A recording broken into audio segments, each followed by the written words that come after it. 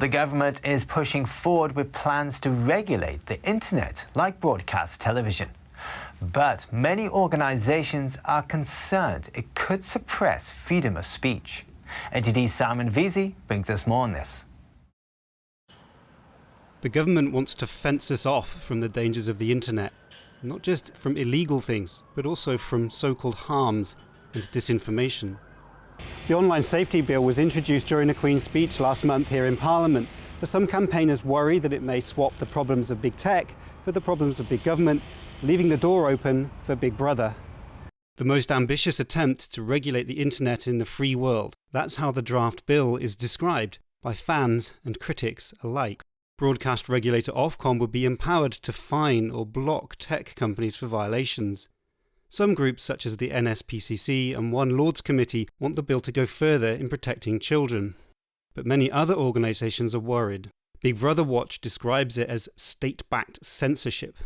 The Free Speech Union says it's a serious threat to freedom of speech. And Open Rights Group describes it as Kafkaesque.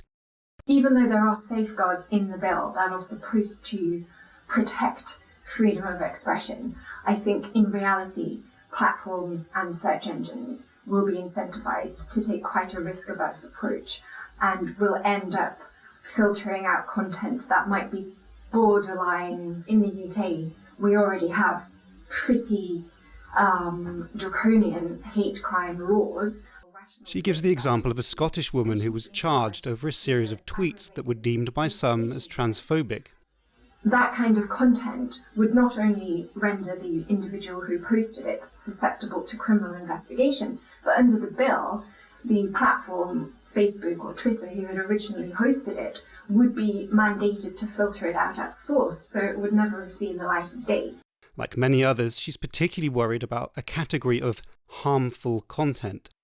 But there's also going to be powers for ministers and the regulator, Ofcom, to further flesh out the definition and come up with specifically designated content that will always be deemed harmful. And this is where we're expecting to see things like misinformation and disinformation being called harmful. She says this could apply to public health information. So you can claim a harm there, even though, as we have experienced in the past year or so, oftentimes things that are claimed to be disinformation turn out to be fair comment or useful challenges to prevailing wisdom from authorities. So that's that's a particularly worrying aspect. And then there's the whole question of, is it really the government's duty to protect people from reading things that might upset them? Part of living in a liberal democracy is that you read things that you disagree with and that might challenge you, and that actually might even upset you. How is this sort of any more a cause for concern than just, say, regulation of broadcast television, for example? So actually I am worried about broadcast regulation, and I don't agree with the way Ofcom operates as a broadcast regulator either. The Department for Digital, Culture, Media and Sport did not respond to a request for comment in time for broadcast. The government has already watered down the bill over concerns about online harms. With free speech a growing concern on Tory backbenches, this bill may yet become another battleground in the so-called culture wars in the coming months. Simon Veazey, NTD News, London.